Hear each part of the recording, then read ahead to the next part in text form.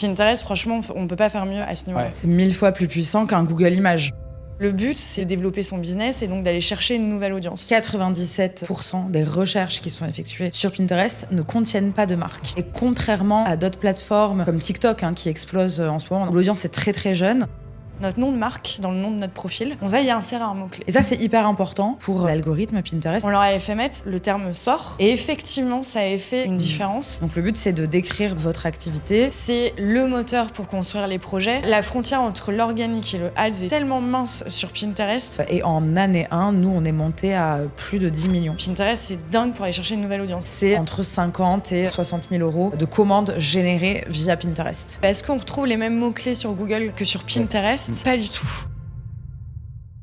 Bonjour, c'est Luc et bienvenue dans cette nouvelle vidéo, une vidéo un peu spéciale aujourd'hui parce que je suis en compagnie de Kate et Marilou. On va parler aujourd'hui de Pinterest SEO, Pinterest organique. Donc Kate et Marilou qui ont une agence Flair Agency et qui nous accompagnent sur toute la partie Pinterest SEO pour nos clients. Donc voilà, on accompagne But et Cartier également. Donc de très belles marques sur cette partie-là. Donc comment est-ce que vous allez ? Est-ce que vous êtes prête pour tourner cette vidéo ? Toujours. Hein. Quand il s'agit de parler de Pinterest, tu sais qu'on est bouillante. Exactement, on va très bien, on est en pleine forme malgré le vendredi après-midi. Et puis on est là quoi. Parfait.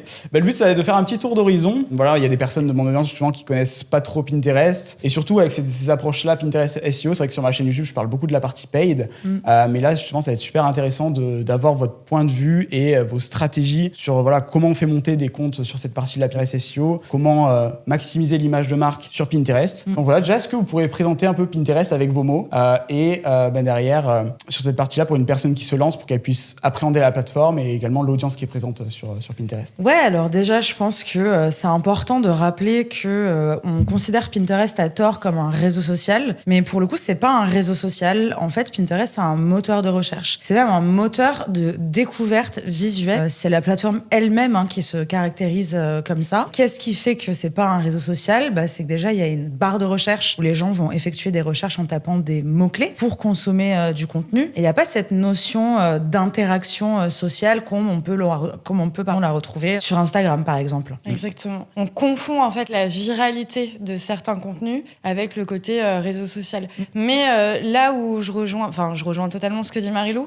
mais c'est que on a eu du mal quand même à définir un peu Pinterest parce que la marque justement elle-même au début, je pense, avait du mal à se positionner. Est-ce qu'on a un réseau social ? Est-ce qu'on veut vraiment être un moteur de recherche ? Et c'est finalement depuis je dirais 6 ans, 7 ans que vraiment le terme moteur de recherche pour définir Pinterest a été utilisé par la maison même, et ce qui a permis aux experts comme nous déjà de mieux comprendre finalement l'outil et de pouvoir commencer à faire de la R&D parce que c'est un moteur de recherche. Nous en tant qu'experts SEO, forcément il y avait des choses à aller chercher. Ouais, complètement. Et là-dessus, sur cette partie visuelle, en termes de formats qui sont dispo, qu'est-ce qui est disponible et comment se passe la navigation sur la plateforme ? Alors pour le coup, la navigation, elle se passe en deux façons. En fait, effectivement, et c'est pour ça qu'on dirait un petit peu un réseau social au début, c'est qu'il y a un feed où on va pouvoir consommer du contenu qui est personnalisé en fonction de nos centres d'intérêt. Quand on se crée un compte Pinterest, au départ, la plateforme nous demande de renseigner 5 à 10 centres d'intérêt, donc des thématiques.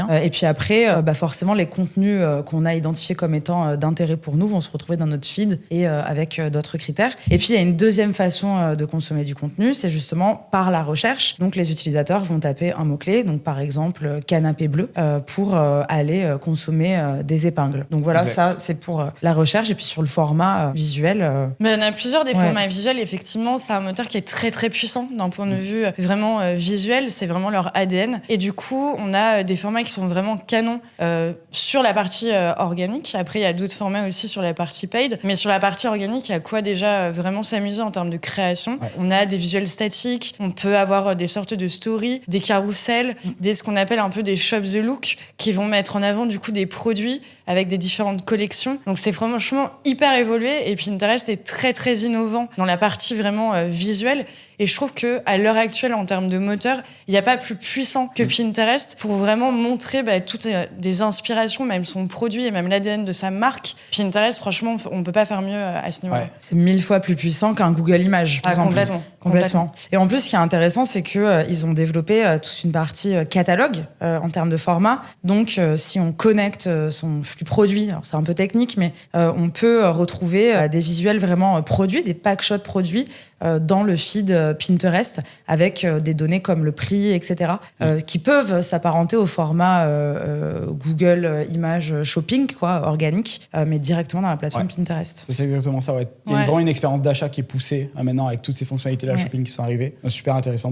Si on prend l'exemple du canapé bleu, un canapé bleu justement qu'on peut taguer et derrière voir les variables de prix, de disponibilité. Complètement. Et ça, là-dessus, sur cette partie-là, est-ce que c'est un conseil que vous pouvez partager justement de plugger ce catalogue shopping dans un premier temps pour une personne qui a un site e-commerce, une personne qui se lance sur Pinterest? Quelles sont les premières étapes pour se lancer? On a parlé de cette partie-là shopping, mais pour revenir sur un point de vue un peu plus macro, quelles sont les premières étapes pour créer un compte Pinterest et derrière partir avec les bonnes bases? Il y a beaucoup d'étapes. La première étape indispensable, si vous vous lancez sur Pinterest et pour créer votre compte et votre profil, c'est de faire vérifier votre profil. Donc d'avoir un compte vérifié, ce qui permet d'être affilié comme un compte marchand tout simplement et de pouvoir venir connecter son flux shopping parce qu'autrement on peut pas. Déjà ça c'est l'encoche bleue là. Ouais, exactement, avoir un compte vérifié, c'est à peu près la qui n'est pas étape. payant contrairement à d'autres plateformes. Ouais. Là non, c'est pas du tout payant. C'est ça. Et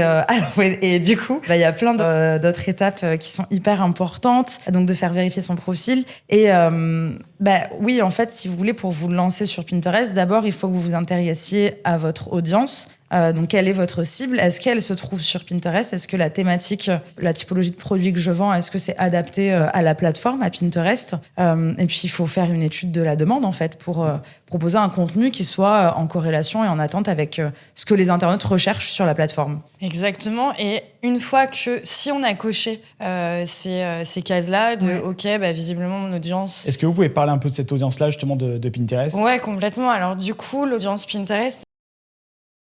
effectivement, depuis le début, ça a été l'ADN un peu de la plateforme, mais très forte. Alors, on est un peu dans des stéréotypes, mais il n'empêche que c'est les chiffres. La plateforme est très forte sur toute la partie décoration et cuisine, qui est plutôt une thématique des thématiques assez féminines. Après, on retrouve beaucoup la mode et dans des sous-thématiques, on peut aussi avoir le voyage. Après, c'est sûr que ces thématiques, elles sont très fortes. Ça veut dire que très rapidement, on va avoir des très belles performances et ça va nous demander assez peu de réflexion dans la stratégie parce que ça va être assez finalement naturel. Toutefois, il y a d'autres thématiques où on pourrait se dire que j'ai rien à faire sur Pinterest. Et finalement, quand on y réfléchit un peu, il y a des angles qui sont tout à fait cohérents pour la plateforme. Je pense notamment au secteur de la banque, où on pourrait se dire rien à voir, qu'est-ce que j'irais faire sur une plateforme qui parle beaucoup de décoration et de cuisine. Or, en fait, quand on s'intéresse vraiment à ce que cherchent les internautes sur Pinterest, on est beaucoup sur je construis des projets pour mes différents événements dans la vie. Que ce soit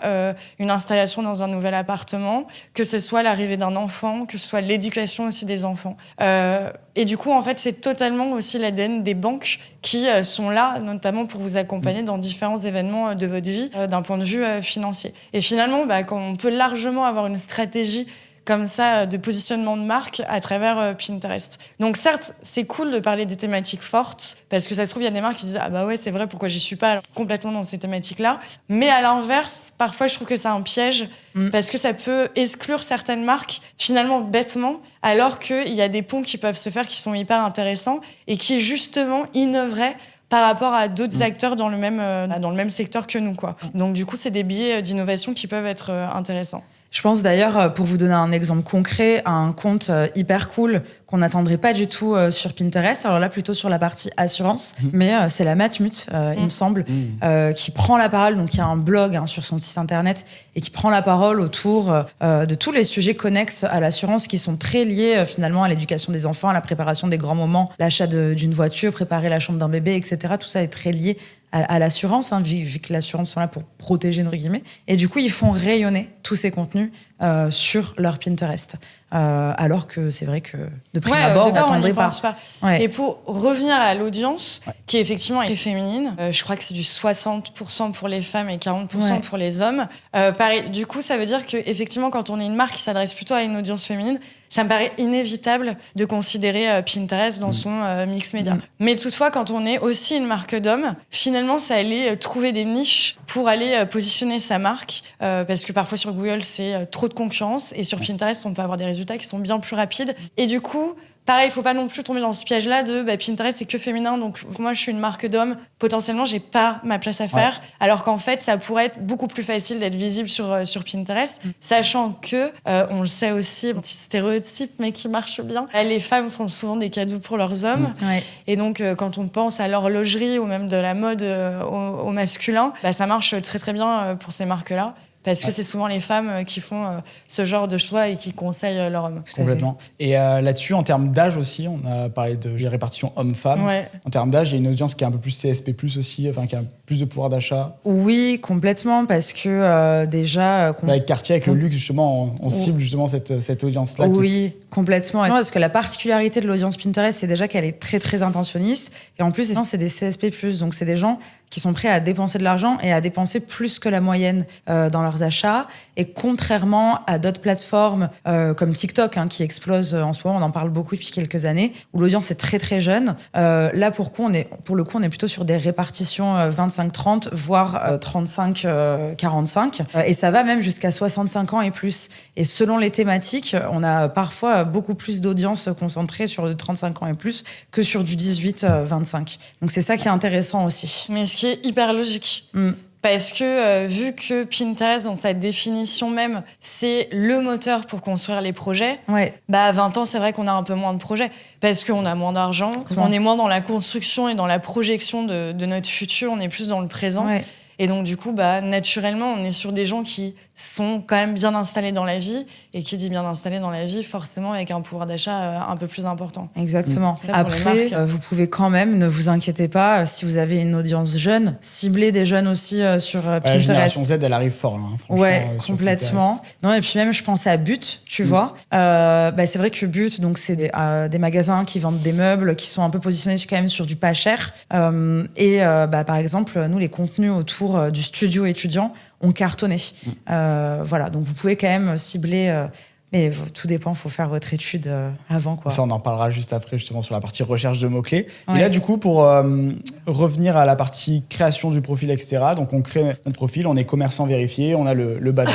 La prochaine étape, justement, c'est toute la partie insertion de l'image de marque avec la bannière, le logo, le titre. Est-ce que vous pouvez donner des insights par rapport à ça? Quelles sont les bonnes pratiques à ce niveau-là? On a un gros insight. C'est vraiment pas sur ta. C'est vraiment parce qu'on est sur ta chaîne YouTube, parce qu'on lâche pas l'info comme ça.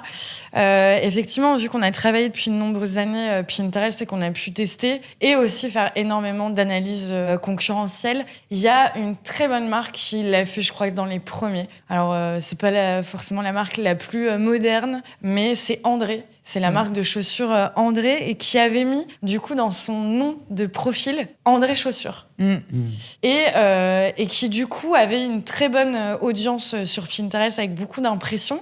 Et en fait, c'était lié directement à son nom de marque. On a fait des tests et pour les clients qu'on accompagnait, on leur a dit, en fait, au lieu de mettre juste notre nom de marque dans le nom de notre profil, on va y insérer un mot-clé. On prend l'exemple de Decathlon qu'on a accompagné. On leur avait fait mettre le terme sport, et effectivement ça avait fait une différence, parce que c'est tout bête, mais dans la barre de recherche, quand les gens tapaient sport, il y avait le profil de Decathlon qui ressortait, parce que du coup dans les suggestions de la barre de recherche Pinterest, t'as une part de mots-clés pour orienter du coup la recherche de l'internaute, et la deuxième partie, c'est des profils, donc des marques qui peuvent potentiellement répondre du coup à la requête que vous êtes en train de taper. Et donc quand il tapait sport, et boum, beaucoup plus facile pour l'algorithme, il trouvait les marques qui se positionnaient sur le sport. Et ce qui fait qu'en termes de rayonnement pour le compte, c'était assez important. Donc si on a un conseil à vous donner, mettez un petit mot-clé qui vous définit bien. Pas juste le mot-clé de marque, quoi. Voilà, pas juste votre marque, mais vraiment le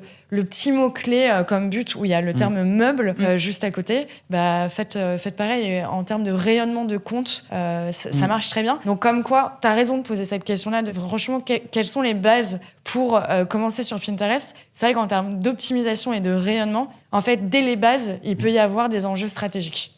Donc même le nom du profil. Là, on a vu le titre, du coup, et après, pour la description, vous avez des insights là-dessus? Est-ce qu'il faut mettre des mots-clés aussi sur cette partie? Oui, complètement. En fait, c'est vrai que en plus, c'est une section qui est un peu négligée parfois par les marques sur Pinterest. Mais c'est qu'au niveau profil, vous avez la possibilité d'ajouter une petite description de votre profil qui peut être assez longue en plus, alors qui sera pas tout affiché sur le profil, mais un petit lire plus. Et ça, c'est hyper important pour l'algorithme Pinterest, et vous pouvez y insérer des mots-clés. Donc le but, c'est de décrire votre activité. Donc pour but, tout simplement, on va pouvoir dire, voilà, nous, on vend telle et telle catégorie de produits, etc. On est présent partout en France. Donc ça injecte des mots-clés, donc de la sémantique, et c'est un endroit particulièrement stratégique. C'est vraiment la base, au même titre que le titre. Voilà, tout simplement. Exactement. Il faut quand même garder en tête qu'on est sur un moteur de recherche visuel.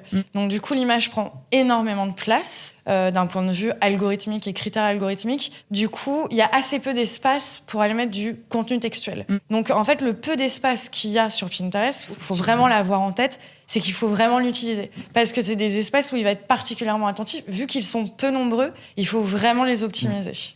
Et donc, une fois qu'on a fait ça, derrière, la prochaine étape, c'est la partie création des tableaux. Pour les personnes qui ne connaissent pas les tableaux, est-ce que vous pouvez faire une petite définition, et après, justement, on va rentrer dedans sur cette partie-là, à comment optimiser les descriptions de tableaux, les miniatures. Mais juste pour les personnes qui ne connaissent pas Pinterest, est-ce que vous pouvez expliquer ce fonctionnement de tableau sur la plateforme? Qu'est-ce qu'un tableau? C'est une excellente question. Une excellente question, effectivement. Un board.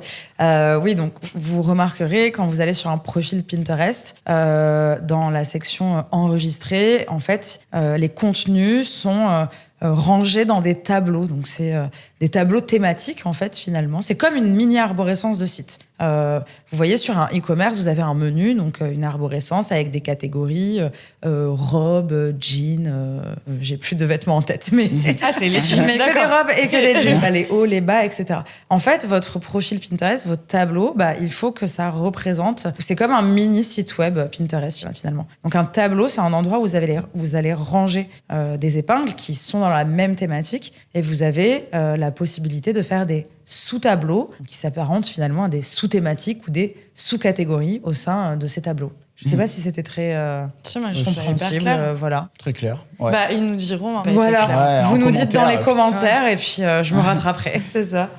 Donc parfait. Et là-dessus, en termes de bonnes pratiques, il faut combien de tableaux sur un compte? Comment justement on articule ces tableaux-là? Parce que c'est une partie super importante. Les personnes, quand elles restent, on voit quoi? Le profil, et en dessous derrière, on voit les tableaux. Donc comment optimiser tout ça? Parce qu'il y a plein de personnes qui doivent se dire ok, mais je sais pas sur quel tableau partir. J'ai une marque avec un seul ou deux produits au démarrage. Je me lance. Je sais pas trop comment élargir mes tableaux. Est-ce que vous avez des astuces là-dessus pour justement bien appréhender la chose et avoir les bonnes optimisations? Effectivement, c'est pas évident, surtout quand on est une petite marque. Moi, je me souviens, à l'époque, on avait accompagné une marque de décoration plutôt luxe, mais assez confidentielle. Donc, dans le luxe, on n'est jamais non plus sur des références avec beaucoup de références. Donc, il y avait ce challenge aussi de mais comment je présente mes produits finalement au bout de 3-4 tableaux? J'ai pas à avoir grand-chose à faire. C'est là où rentre en ligne de compte la recherche de mots-clés qui peut aider à trouver aussi des idées de comment on organise son contenu. Là, notamment, pour un exemple très concret, on avait ces tableaux par typologie de produits. Ce qui nous vient le plus naturellement je suis un e-commerçant, donc je vends ça, ça et ça. Donc je vais créer des tableaux par typologie de produits. Donc par exemple sur la déco, des tapis, des fauteuils, des lampadaires, enfin peu importe. Et en fait après il y avait une autre, nous quand on avait analysé les mots-clés tapés par les internautes, en fait il y avait une autre façon aussi de faire sa recherche pour les internautes qui était notamment par pièce de vie. Donc du coup plutôt de la décoration pour un salon, de la décoration pour une chambre, de la décoration pour la salle de bain. Et ce qui fait qu'on a aussi créé des tableaux par pièce de vie où on est venu ranger différentes typologies de produits. Et après aussi on s'était rendu compte qu'il y avait par couleur.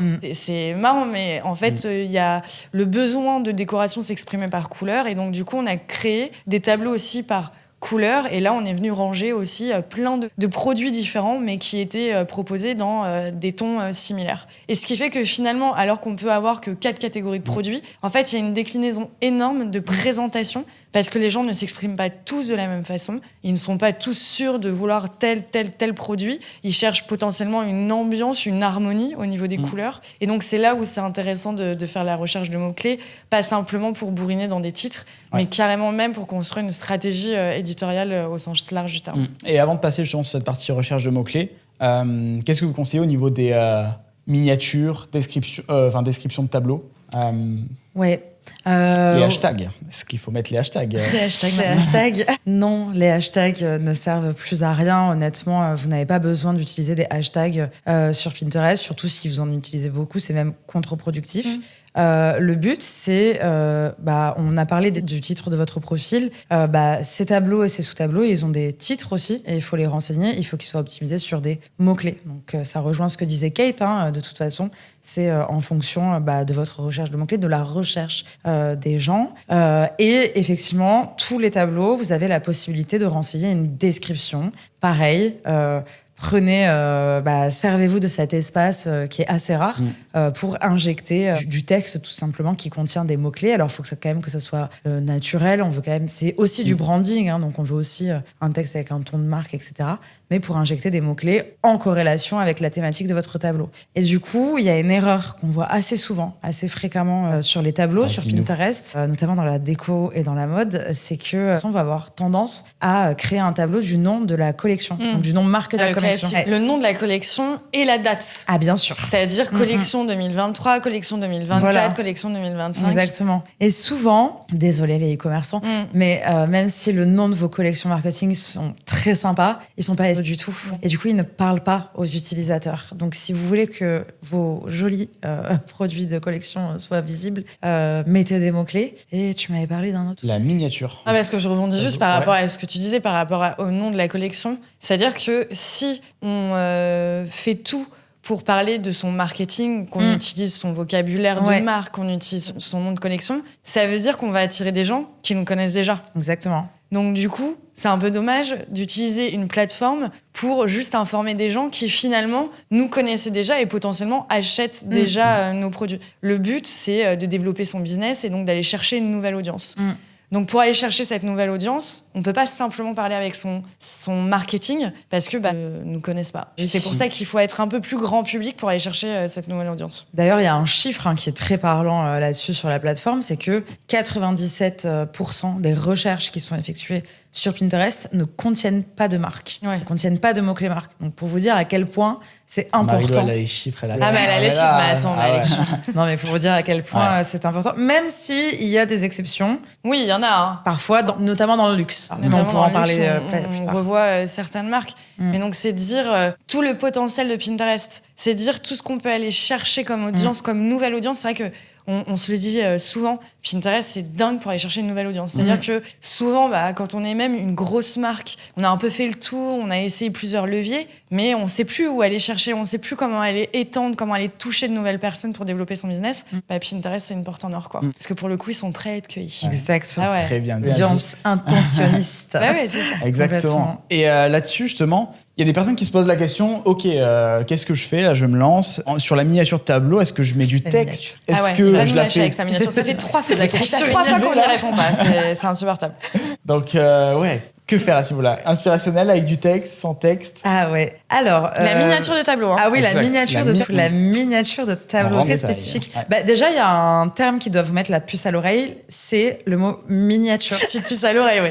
Miniature. Oui. Pensez aux miniatures YouTube. Il y a quoi dessus? Il y a une image, du texte. C'est un peu, ça donne envie de cliquer. Je samplé les miniatures. Non, mais donc effectivement, pour le mieux, c'est d'utiliser des miniatures avec des images d'ambiance. Une image d'ambiance, je trouve. En tout cas, pour la déco, c'est bien. Donc, si vous êtes à un salon. Effectivement, un texte quand même. Et surtout, d'harmoniser vos miniatures. Voilà. Couverture aussi, non? Oui, couverture de tableau, d'ailleurs. En plus, c'est couverture. Mais non, mais c'est pas miniature. C'est pour ça qu'on n'arrivait pas à répondre à ta question, parce que tu n'as pas utilisé le bon mot. C'est pas le bon terme, ça ne parle pas du couverture de tableau. C'est une couverture. Ça vient de me popper, là. C'est une couverture de tableau. Du coup, dans le mot couverture. Et je crois que c'est... alors, je crois pas me tromper, c'est EDF. Alors, je suis pas sûre que ce soit le terme, soit le compte EDF. Easy. C'est peut-être Easy, ouais, exactement, qui ont été les premiers à utiliser. Oh là là, je parle comme ça, j'ai 15 ans que je suis en train de... Mais tu as tout à fait raison. et qui faisaient les premières couvertures. Et je crois même qu'à l'époque, ça n'existait pas. C'est-à-dire qu'on ne pouvait pas vraiment uploader une couverture. C'est eux qui avaient créé une sorte de photo qui mettait tout le temps en premier et du coup ça apparaissait en premier, ça faisait une jolie couverture et après Pinterest a développé la fonctionnalité. Mais donc du coup, comme quoi, parce que là EDF à la base ou Easy, tu dis pas tip top Pinterest pour cette marque-là. Or ça a été les pionniers et en plus hyper innovants sur le sujet. Et ça a vraiment fait la différence au point que Pinterest crée la fonctionnalité, c'est dire potentiellement en termes de taux de clic et même d'image de marque, ce que ça peut apporter. Le diable est dans les détails, il faut faire attention à tout. Ouais. Ah, tout à fait, ouais. Bon, maintenant qu'on a vu toute la partie structure, bon là on va passer à votre dada. Comment trouver les bons mots-clés et derrière, trouver les tendances sur lesquelles se positionner et comment bien gérer toute cette partie-là analyse, parce que c'est une partie qui est ultra importante au démarrage, donc passer du temps sur voir qu'est-ce que les personnes recherchent sur Pinterest pour derrière l'implémenter dans les tableaux, dans les épingles. Donc, comment on s'y prend? Par quoi on démarre? Donc, Marie-Lou, je te laisse démarrer. Par quoi on démarre? Effectivement, il faut faire une recherche de mots-clés. Ce qui n'est pas facile parce que Pinterest, donc vous savez, quand vous êtes un compte vérifié, quand vous avez un compte business, vous avez accès à des outils d'analyse sur Pinterest, Pinterest Analytics par exemple. Pour autant, il n'y a pas de fonctionnalité qui existe et qui nous propose d'aller identifier les mots-clés qui sont tapés par les internautes. Voilà, c'est pas possible. Vous pouvez pas voir les mots-clés. Donc, c'est vrai qu'avant, il y avait une solution un peu à la mano, que faisaient les experts SEO, qui était en fait d'aller taper un terme dans la barre de recherche et de récupérer à la main les suggestions, donc qui sont des suggestions, qui sont des mots-clés, qui sont des suggestions de recherche, comme sur Google, d'aller les récupérer, les copier-coller et les mettre dans un Excel. Donc c'est comme ça qu'on faisait avant, mais maintenant il existe un outil. C'est vrai qu'il existe un outil qu'on a développé chez parce qu'on avait marre de faire du copier-coller. Bah oui, c'était long, c'était fastidieux. C'est un outil qui s'appelle PinSuggest et qui vous permet et qui nous permet d'aller récupérer l'ensemble des mots-clés tapés de façon ultra rapide et automatique. Voilà. Mais je m'étale pas trop peut-être. Non, mais je te laisse enchaîner par rapport à ça, parce que là, du coup, on a le listing des mots-clés. Et comment on les classe? Que sur PinSuggest, il y a différents niveaux. Si tu peux rentrer dans ces détails-là, parce que c'est important, je trouve. Oui, c'est ça. En fait, nous, notre ADN, c'est vraiment l'expertise SEO. Du coup, Pinterest, on le gère en fait avec le même œil que ce qu'on peut faire sur Google. Et donc, vu qu'il faut qu'on priorise aussi nos actions, parce qu'on peut pas tout faire, et qu'il faut savoir quels sont nos mots-clés prioritaires qu'on va notamment plutôt mettre dans des titres plutôt que dans des descriptions, parce que les titres ont plus de poids que les descriptions. Du coup, il nous fallait cette échelle de priorisation, et je pense que c'est aussi une façon de faire ultra sérieuse pour les experts, et qui permet aussi d'avoir des roadmaps pour les marques bien précises de je commence par ça, et après ça sera ça dans un second temps. Et donc sur PinSuggest, il y a cette valeur de priorisation, où en fait on voit des niveaux, donc à côté de chaque mot-clé, il y a des étiquettes de niveau 1, de niveau 2, de niveau 3, de niveau 4. Et en fait, le niveau 1, c'est ceux qui sont proposés par Pinterest, donc dans l'auto-completion, en premier. Donc du coup, forcément, s'ils sont proposés en premier, c'est que c'est ceux-là que l'algorithme voit régulièrement taper et que du coup, il indique aux internautes que potentiellement, il peut se diriger vers cette recherche-là. Et après, quand on clique, c'est le truc un peu de l'éventail ou je sais pas. Oui, j'ai plus le nom. Mais... C'est tu cliques, ça se déploie, tu cliques, ça se déploie. Ouais. Et donc, quand tu repars sur un mot-clé en cascade, pas éventail, cascade, bien entendu, les mots ont un sens. Là, j'ai cascada dans la tête. Mais du coup, voilà, quand on repart d'un mot-clé prioritaire, il y a d'autres suggestions qui sont proposées, et donc ça va être des mots-clés de niveau 2. Donc ce qui permet d'avoir des mots-clés plutôt génériques et prioritaires à travailler, et plus on avance dans les niveaux, d'avoir des mots-clés plus longs, donc très très précis, et qu'on peut travailler sur la longue traîne. Et c'est ça qui est assez intéressant, parce que je sens que tu allais me poser la question, donc du coup je vais y aller. Mais à la question de est-ce qu'on retrouve les mêmes mots-clés sur Google que sur Pinterest, pas du tout. Parce que parfois on peut nous dire bah oui mais parce que nous on accompagne des marques à la fois sur le SEO Google sur leur site et à la fois sur Pinterest. Ils vont dire bah oui mais c'est bon, tu m'as déjà fait une analyse sémantique sur Google, du coup utilise les mêmes mots pour pas du tout. En fait on n'est pas du tout sur les mêmes comportements. c'est pas, les gens ne s'expriment pas totalement de la même façon. Alors ça veut pas dire qu'on passe du coq à l'âne, pas du tout. Mais en tout cas, on a des choses qui sont ultra précises sur Pinterest. C'est fou, l'expertise des gens sur certaines thématiques. Vraiment, tu vois qu'il y a une appréhension du vocabulaire vraiment qui est assez pointue. Et donc, si ce vocabulaire-là, on l'a pas, c'est un problème sur la plateforme en termes de visibilité. Donc, on a des choses qui sont très, très précises et surtout de vraiment récupérer l'essence même de ce qui est tapé sur Pinterest. Ça permet aux marques d'aller plus vite, de moins perdre de temps parce qu'on sait avec exactitude ce que va taper notre cible. Ouais. Donc, du coup, là, on va plus vite. Parfait. Et ça, là-dessus, il y a des personnes qui doivent se poser la question, mais quelle est la différence entre PinSuggest et Pinterest Trends? Oui, alors effectivement, Pinterest Trends, qui est un outil qui est sorti il y a 2 ans, je pense, en France en tout cas. Non, ça fait plus longtemps. En France, mais ça fait genre 2 ans qu'ils ont fait une grosse refonte, qu'il est un peu plus sympa. Ouais. C'était juste interne. Pinterest pouvait l'utiliser en interne, mais c'était pas public. Ça. Après, ça a été aux États-Unis. Aux États-Unis, en Inde, je crois. Ouais, exactement, en Amérique du Sud. Voilà. Et la France, c'est quand même assez récent, que c'est bien au point, quoi. Qu'il est un peu sympa et que la plateforme est un peu sympa. Ouais, franchement, c'est sympa. Mais pour le coup, Pinterest Trends, c'est pas un outil qui va nous permettre d'aller identifier des mots-clés. En fait, c'est un outil qui est très similaire à Google Trends. Donc, ça va nous donner de la data sur... c'est un indice de recherche, en fait, sur les mots-clés. En fait, Pinterest Trends vient vous donner de la visibilité sur, effectivement, des requêtes qui sont tapées en fonction de la saison, du moment de l'année, etc. Et ça nous donne un indice de recherche et pas un volume de recherche. Mais c'est pas un outil sur lequel on va pouvoir faire une vraie recherche de mots-clés à proprement parler. C'est-à-dire que vous pouvez taper tapis bleu dans Pinterest Trends, mais il va pas vous sortir tous les mots-clés qui sont liés au champ sémantique des tapis bleus. Il va vous sortir un graphique avec un indice de recherche de 0 à 100 et vous allez pouvoir le comparer avec un autre mot-clé, par exemple tapis vert, pour voir en termes de fréquence quel est le mot-clé qui est le plus tendance, entre guillemets. C'est pas facile à expliquer. Ouais. Non, mais si, c'était très clair. Et je rajouterais même, parce qu'on avait fait des tests, parce qu'avant, vous imaginez bien, que de déployer autant de ressources techniques et de temps, on s'est quand même dit, est-ce qu'on est vraiment sûr que Pinterest Trends ne fait pas ce que finalement on a besoin d'avoir comme information. Ouais. Donc on a fait les tests et même au début du développement de PinSuggest, de voir si on avait les mêmes data et si ça se complétait. Et franchement, c'est assez sans appel. C'est-à-dire que en fait, il fait apparaître des pics de recherche.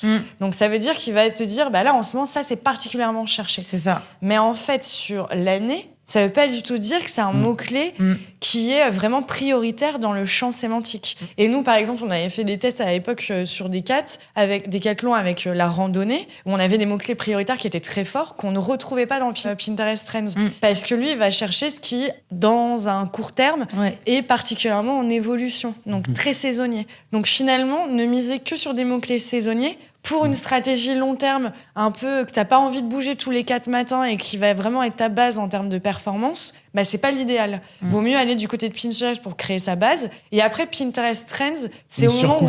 Voilà. Au moment où tu te fais des brainstorms de est-ce que là, il n'y a pas des petites tendances saisonnières qu'on peut aller développer en plus de notre stratégie éditoriale au global. Ça se complète. Mais en fait, tu peux pas avoir juste Pinterest Trends. C'est trop limité. Complètement. Et maintenant, ces mots-clés, comment les placer dans les épingles, du coup parce que du coup, il y a différents emplacements, le titre, la description, même sur le visuel en lui-même. Comment on place ces mots-clés-là? Comment on gère la répartition? Ouais, alors la répartition... déjà, t'as cité les espaces stratégiques qu'il faut... j'espère que vous avez bien entendu. Donc, le titre, la description et le visuel. Parce qu'effectivement, Pinterest a une techno sur la lecture du visuel qui est ultra poussée, qui est même plus avancée que celle de Google qu'on peut trouver sur Google Images. Vraiment, Pinterest est bien plus avancé que Google par rapport à ça. Et donc, ils sont capables de lire avec précision les informations qu'il y a sur une image. Donc, faire apparaître du texte sur une image, c'est parfait. Et le mot-clé, si on peut le faire apparaître, c'est parfait. Et après, il faut le faire en bonne intelligence. C'est-à-dire que on n'est pas là à bourriner non plus de mots-clés. Mais ton mot-clé prioritaire, tu le mets dans ta description. De préférence également sur ton image. Et après, dans la description, dans le titre, et dans la description, plutôt des mots-clés secondaires, donc de niveau 2, de niveau 3 qu'on peut trouver sur PinSuggest. Et du coup, encore une fois, les hashtags. On arrête. On arrête. Ouais, on arrête. Mais en même temps, je comprends qu'on puisse se poser la question Ouais, oui. parce que à l'époque, c'était aussi un peu une petite révolution qui est les hashtags sur Pinterest. Et ça fait partie du flou ambiant que Pinterest aussi a laissé dans sa communication. C'est-à-dire qu'ils savaient pas trop, parce qu'au début, vu que ça s'est présenté comme un réseau social, ils ont joué à fond là-dessus. Puis après, ils ont commencé à changer, mais en se positionnant un petit peu chez l'un, un petit peu chez l'autre. Donc, ils ont développé les hashtags. Donc, on savait plus trop. Là, c'est bon, c'est sûr, c'est un moteur de recherche. Donc, le hashtag n'a plus lieu d'être sur ce type de plateforme-là. Parfait. Et après, il y a le lien de redirection. Et ça, là-dessus, est-ce qu'il faut les varier, les liens de redirection ou Alors, ce qui est intéressant, et c'est la peur de pas mal de petites marques, notamment petits e-commerçants au départ, c'est que ça peut paraître ultra chronophage. Pinterest, on se dit, oulala, mais je vais avoir besoin de beaucoup de contenu, moi, quand même, pour produire sur Pinterest, sur mon site. En fait, sachez qu'avec une URL, vous allez pouvoir décliner pas mal d'épingles, au final. Le but, c'est que vous puissiez changer l'angle, enfin l'axe, l'angle éditorial de votre épingle, vous changez le visuel, ça vous permet de faire des A/B tests, etc. sur le CTR. Donc, avec une URL de destination, vous pouvez faire plusieurs épingles. Vous avez le droit. Vous avez le droit de la réutiliser plusieurs fois, finalement. Faut juste faire attention à une chose, c'est que votre URL de destination, elle doit être hyper cohérente par rapport au contenu que vous proposez sur votre épingle. Parce qu'il faut bien avoir en tête qu'en fait, Pinterest, les robots Pinterest, quand ils vont parcourir votre contenu, donc vos épingles, ils vont aussi suivre cette URL. Donc, ils vont être capables de parcourir le contenu de votre URL de destination et de le lire et de le comprendre. Donc, vous pouvez pas essayer de les tromper et parler d'un canapé bleu et les rediriger vers, je sais pas, un site. Ça n'a pas de, voilà, il faut que vos contenus soient cohérents et pertinents. Très clair sur ce point-là. Maintenant, on va enchaîner sur une autre partie, sur la partie justement étude de cas, parce que sur cette partie-là, on a expliqué du comment fonctionne Pinterest, les différents formats, comment structurer son compte. Maintenant, qu'est-ce que ça peut donner en termes de résultats, comme on le fait nous avec But, Quartier Ensemble. On bosse bien ensemble, hein. Sacré résultat. Hein. Ouais. Non, il faut se le dire. Ouais. Là, vous avez 3 personnes, crème de la crème depuis le temps. Ça fait quelques années qu'on travaille sur la plateforme. C'est ça. Je pense qu'il y a assez peu de personnes, franchement, dans le digital, qui a autant poncé Pinterest, et encore plus toi avec une agence ultra spécialisée sur cette plateforme-là. Je pense qu'on peut pas avoir des personnes qui ont plus testé que ça. Et ensemble, c'est le combo gagnant. C'est ça, exactement. C'était si naturel finalement de faire cette synergie ensemble. Et la preuve que ça marche, via les différentes grandes marques en plus très challengeantes qu'on peut accompagner. Ouais, carrément. Et c'est des secteurs variés, hein. Enfin, But, Quartier, ça n'a rien à voir. Ah oui, complètement. Et là-dessus, en termes de perf, Marie-Lou, est-ce que tu as des éléments à nous partager? Chiffres, Marie-Lou. Bien sûr. Comme quoi le SEO et l'organique, c'est des leviers de performance. On a des chiffres. Ouais, et avant qu'on démarre, qu'on passe sur les chiffres aussi, ça aide les ads. C'est super important. Bien sûr. D'où la synergie que j'ai citée tout à l'heure. Franchement, elle est hyper importante, cette synergie-là, parce que vraiment, et nous, on l'a vu et on vous l'expliquera juste après, c'est assez incroyable comment les deux leviers arrivent à se nourrir. Et alors, moi, pour être tout à fait honnête, contrairement à la synergie SEO-SIA sur Google, qui je trouve parfois est un peu tirée par les cheveux, parce qu'en fait c'est surtout une question de communication humaine et de méthodologie, mais est-ce que vraiment les deux métiers peuvent vraiment s'aider, tellement c'est différent, les objectifs sont tellement différents, c'est pas du tout les mêmes mécanismes et tout, que ça j'ai un peu plus de doutes, tu vois, alors que sur là j'en ai aucun. Comme quoi, la frontière entre l'organique et le ads est tellement mince sur Pinterest, c'est assez incroyable. Enfin, ils ont fait vraiment quelque chose d'assez... ce cercle qui montre souvent les équipes de Pinterest très vertueux. Pour le coup, c'est pas du blabla, c'est vraiment le cas. Chose que je trouve moins évidente sur Google, complètement. Très clairement. Complètement. Non, mais je suis complètement d'accord. C'est vrai que... c'est un conseil que Pinterest vous donnera pas forcément dès le départ. Mais avant de lancer votre compte publicitaire sur Pinterest, faites un compte organique et optimisez votre profil organique. Et vos performances seront forcément décuplées parce que votre profil sera d'autant plus perçu comme pertinent aux yeux de l'algorithme. Voilà. Donc ça, c'est le premier conseil. Et en plus de ça, quand on a des épingles qui marchent bien en organique, on peut les amplifier en paid. Exactement. On en fait beaucoup dans les campagnes. Mais ça, c'est la crème de la crème. C'est complètement, donc là, pour le coup, c'est complètement une stratégie de synergie. C'est-à-dire que effectivement, vous êtes capable de lire vos performances et d'aller identifier vos top épingles organiques et vous les communiquer à votre super expert Pinterest Ads qui va gentiment vous les amplifier. Comment il fait ça? Bon, la sorcellerie, non, je rigole. Non, mais qui va gentiment vous amplifier ces épingles et en fait, vos épingles organiques vont tout de suite avoir encore plus de portée. Donc, et on sait qu'à marche, c'est des épingles qui ont déjà fait leur preuve en exactement. oreille. Donc autant capitaliser dessus. Hein. C'est tout le but. Et maintenant, parlons chiffres en termes. Ah oui, on veut les chiffres, Marie. On veut les chiffres. On veut les chiffres. Non, mais alors, je vais prendre le cas de But pour le coup, parce que But, c'est un acteur qu'on accompagne. On est sur la 2e année, là, presque la 3e. Donc, l'année 1, parce que je trouve que c'est assez parlant pour vous prouver aussi que c'est une plateforme qui va très vite en termes de performance, beaucoup plus vite que Google, parfois, tout simplement. Pas parfois, tout le temps. Tout le temps. Surtout sur une thématique quand même de la déco, où il y a quand même de la concurrence, Pinterest sur la déco. Pour vous donner une idée, But ne faisait pas du tout partie des top comptes Pinterest France en termes de volume généré. Et nous, on avait un brief très précis quand on a démarré l'accompagnement avec But. C'était un compte un peu à l'abandon, enfin. Ouais, complètement. Il se passait pas grand-chose. Bon, ils avaient injecté le catalogue, mais ça vivotait. Et on avait un objectif très précis, c'est que on nous a demandé d'augmenter les volumes. On voulait faire du volume. Et donc, faire du volume en marketing digital et en organique et en ads sur Pinterest, le premier objectif, c'est d'aller générer de l'impression et de toucher une audience qui est beaucoup plus grande. Pour vous dire, But, c'est un compte qui faisait 6-7 millions d'impressions à l'année en organique. Et en année 1, nous, on est monté à plus de 10 millions d'impressions. Donc, en injectant toutes les bonnes pratiques sur le compte. Donc, déjà, c'est une belle évolution. J'aurais pas le pourcentage d'évolution en tête, mais je crois que c'est plus de 120%, un truc comme ça. Donc, plus de 10 millions d'impressions. Et quand on passe la barre des 10 millions d'impressions générées sur Pinterest, on fait partie des comptes les plus gros sur la France. Donc, on se hisse au niveau d'un Leroy Merlin ou d'un Du Monde, par exemple. Et les impressions, c'est sympa. Mais l'idée, c'est de rapporter de l'argent aussi à nos clients et notamment à But. Et pour le coup, faut pas l'oublier, comme le disait Kate, c'est une plateforme d'acquisition. On l'a vu, ils ont développé plein de fonctionnalités shopping, etc. Donc aujourd'hui, sur le compte, avec seulement l'organique sur But, c'est entre 50 et 60 000 euros de commandes générées via Pinterest. Par mois. En organique, par mois, en mensuel. Voilà, donc je vous laisse calculer. C'est hyper précis. C'est on pas est mal. Sur un seul levier qui reste, en organique. C'est ça. Ouais. Donc c'est assez incroyable. Exactement, c'est des beaux résultats parce que n'oubliez pas, en fait, le but de Pinterest, c'est pas de faire de la rétention d'audience et de la rétention de trafic, c'est d'amener l'utilisateur sur votre site web et qu'il achète vos produits. Voilà. C'est une plateforme sympa, Pinterest. Moi, je comprends pas. Non, mais c'est vrai que pas depuis trop comme le Google. temps, depuis si longtemps où nous, on bosse dessus et on voit les différentes opportunités que les marques ont pu avoir grâce à ce travail, à cet investissement qu'ils ont fait sur cette plateforme-là. Faut le dire, je pense qu'on en a accompagné plus d'une vingtaine de marques de différentes typologies. Et il n'y en a pas une seule qui l'a quitté, la plateforme. Ouais.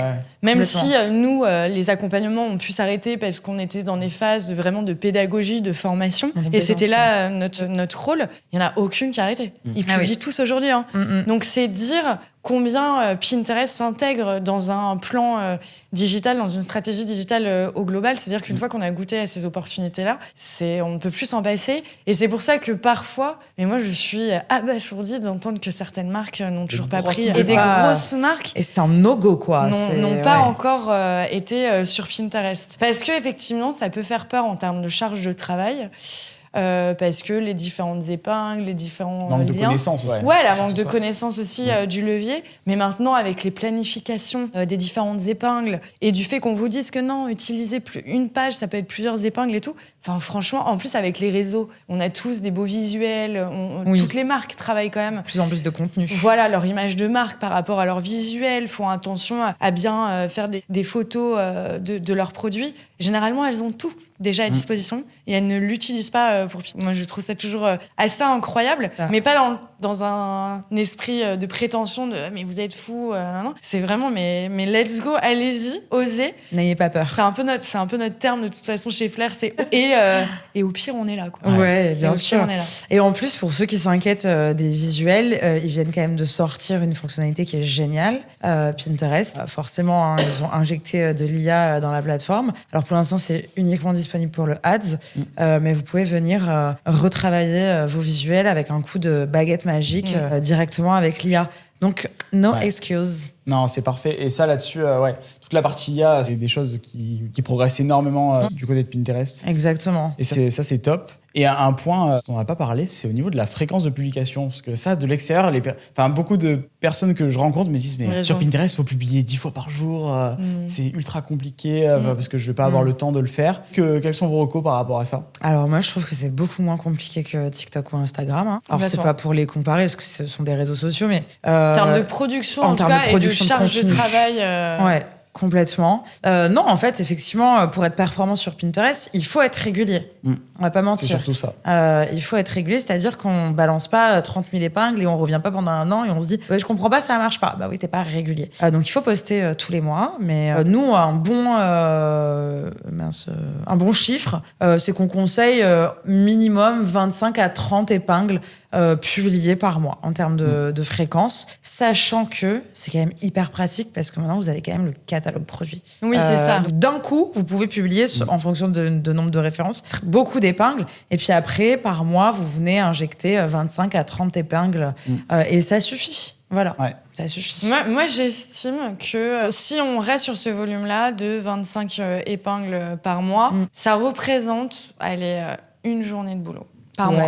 Par mois, parce qu'en plus on a la planification, donc du coup on peut planifier ces 25 épingles avec et les visuels, les titres et les descriptions et bien choisir son URL. Je pense que c'est une journée par mois. Et une journée par mois pour 50 000 euros, c'est moi pas tous mal. les jours.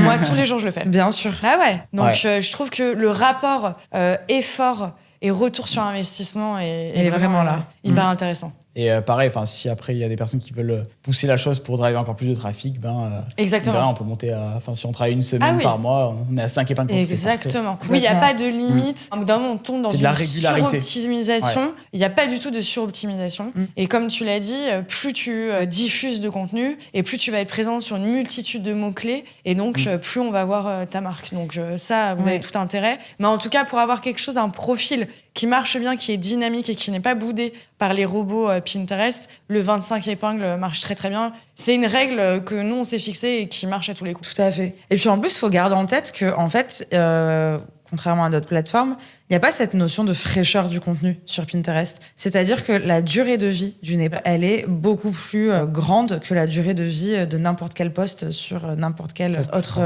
C'est c'est 3 à 4 mois à peu près la durée de vie d'une épingle. Et alors attention, c'est 3 à 4 mois, mais elle peut revenir en plus parce que c'est des épingles qui sont apparentées à des marronniers, saisonniers, etc. Votre épingle, elle va continuer de vivre, elle va continuer de performer. Les contenus, ils sont pas classés par ordre chronologique en fait dans le feed. Ils sont vraiment classés pertinence. Voilà. Donc, c'est juste la régularité, mais pas la date. Bon parfait. Je pense qu'on a déjà fait on a fait un super tour d'horizon. Est-ce qu'il y a d'autres points qu'on n'a pas vus ou est-ce qu'on a tout balayé? Non, je pense qu'on a été assez complet. Après, c'est sûr que je pense qu'on pourrait en parler des heures et des heures. Oui. Parce que on a vu une multitude de choses avec toutes les marques qu'on accompagne, avec tous nos A/B tests et que forcément on est habité aussi par notre expertise, par notre conscience aussi professionnelle. Donc forcément on a envie d'en dire plein de choses. Mais déjà là, je pense que tous nos points essentiels, un peu tous nos trucs clés comme les chiffres clés, nos tips clés, je pense qu'on a été dit ici. C'est parfait. Ça. Les fondations sont les bases, elles sont là. Elles sont là. Mais sur Pinterest, dépêchez-vous. C'est ça, il y a plus en tout cas, merci à vous deux merci à toi. Merci à toi. Toujours un plaisir. Toujours au top. Trop hâte de continuer à collab ensemble parce que ça se passe super bien. Et en plus, on est dans un décor hyper esthétique. Ouais, c'est vrai, ça nous va bien ça. C'est chez toi du coup, c'est ça, Luc? C'est ça. Sympa chez toi. J'adore. C'est sympa. Donc voilà, merci à vous deux en tout cas. Je vous mettrai toutes les informations en description si vous voulez aller plus loin. Puis on se retrouve dans les prochaines vidéos. À très vite.